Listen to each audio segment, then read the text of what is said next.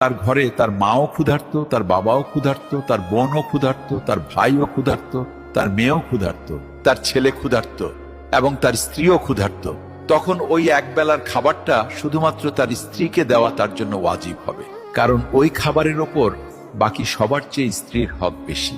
অর্থাৎ স্ত্রীর উপর খরচ করা স্বামীর জন্য সদকাও, ইবাদতও, আবার দায়িত্ব। কারণ স্ত্রী হলো এমন এক আত্মীয় যে আপনার রক্তের সম্পর্ক নয়, কিন্তু তার বিশ্বস্ততা দেখুন কত গভীর। মা, বাবা, ভাই বোন আপনার নিজের রক্ত, কিন্তু স্ত্রী হলো এমন এক সম্পর্ক যা আপনার ভাগ্যে বা নসিবের মাধ্যমে আপনি পান। আর তারপর সে আপনার সব ক্লান্তি, সব ব্যথা এবং সব দুশ্চিন্তা ভাগ করে নেয়। তার মনে আপনার জন্য দোয়াও থাকে, আবার আপনার জন্য তার ত্যাগও থাকে।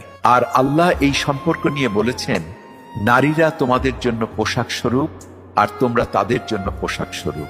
অর্থাৎ স্বামী ও স্ত্রী একে অপরের সাহারা, ইজ্জত এবং